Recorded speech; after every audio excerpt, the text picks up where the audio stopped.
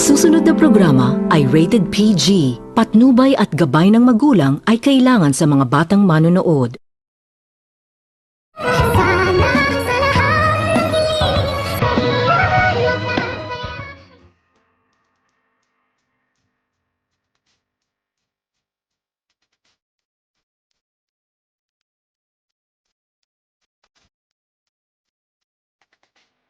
Pagkatapos nitong sampalin ni Justin itong si Zoe ay dito agad naman din itong nilapitan ni Justin itong si Annalyn at sinabihan nito ni Justin itong si Annalyn, nakakampi umano nito ni Annalyn itong si Justin na kapag mayroon umanong mananakit pa nito muli ni Annalyn ay hindi umano nito papayagan ni Justin at makakalaban umano nito ni Justin ang taong mananakit sa kanya, kung kaya't nanggigiliitin naman din ito ng galit itong si Zoe habang tinitingnan nito ni Zoe itong si Justin na kinakausap nito ni Justin itong si Annalyn at maya-maya pa ay agad naman din itong sinabihan ni Zoe itong si Justin kung ano umano ang napakain ni Annalyn sa kanya, kung bakit naging tuta umano itong si Justin kay Annalyn, at dito agad naman din itong pinagtatawanan ni Annalyn itong si Zoe at sinabihan nito ni Justin itong si Zoe na hindi umano siya tuta na naging sunod-sunuran ni Annalyn at kitang-kita umano nito ni Justin sa niyang dalawang mga mata kung paano umano nito inaaway ni Zoe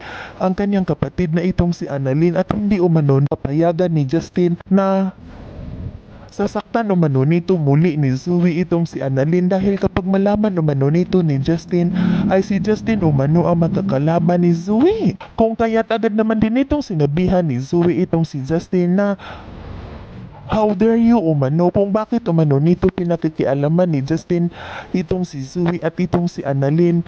na ngayong may ay lalaki umano ang ulo ni Annalyn, dahil alam umano nito ni Annalyn na kakampihan nito ni Justin at dito agad naman din itong sinabihan ni Justin itong si Zoe na alam umano nito ni Justin ang totoong ugali ni Annalyn at alam din umano nito ni Justin ang totoong ugali ni Zoe, kung kaya't hindi umano uubra kay Justin ang pag-uugali ni Zoe at kailangan umano nitong gilan